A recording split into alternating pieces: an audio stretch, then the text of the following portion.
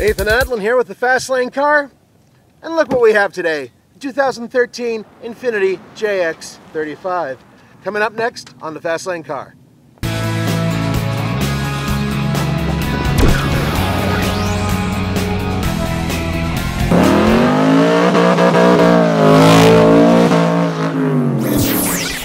Styling! Well, Infiniti usually makes unique looking vehicles, and the JX is no different. It looks a lot better than its Nissan Pathfinder cousin. Yes, they're basically the same vehicle. The problem with most vehicles in this class is that they're very elongated. They're stretched. This doesn't look as bad.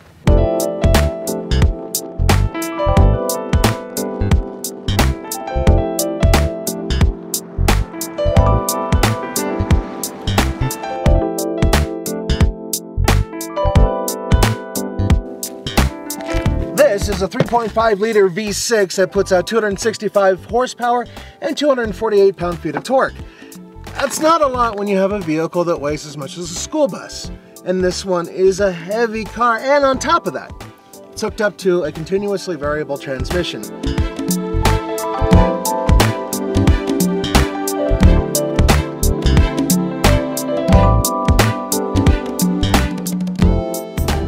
I do not recommend that you take the Infiniti JX off-road. In fact, I don't recommend you take the Nissan Pathfinder, its cousin, off-road.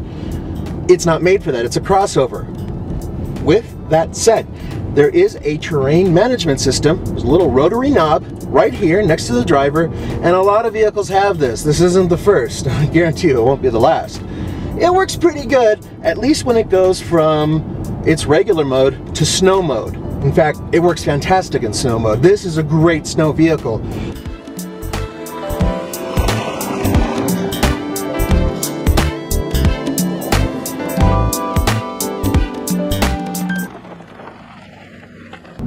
Going around the corners, it's like a big sedan. Hitting the accelerator, it's like a big sedan.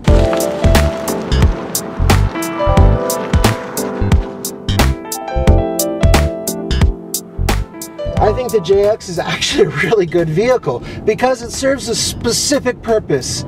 If you have children and you need to take them places and you want to do it in luxury and you can't quite afford a Mercedes-Benz, this is where you should be. The Infiniti JX35 competes against some very interesting vehicles, and it sits in a weird place because on the top end you have vehicles like the Audi Q7, and then on the bottom end you have vehicles like the Ford Explorer. But what I think competes directly with the JX, the Acura MDX. But I think that the Acura MDX will drive circles around this thing. Still, in terms of class and price, they're pretty damn close. It's fairly adequate storage behind the third row seats. The roof is kind of low, and the overall entry is kind of narrow, but otherwise it's a decent amount of room. And look at here, extra storage, large enough to hold my head.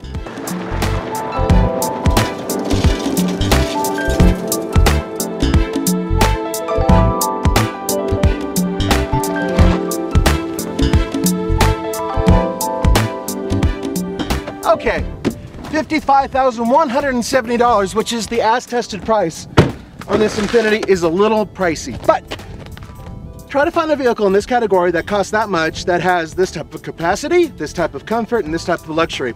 You'll be hard-pressed to do so. For the Fast Lane car, this is Nathan. This is, I don't know my name. I don't know my name. Lost my name. It's out there. I think I got enough with them anyway.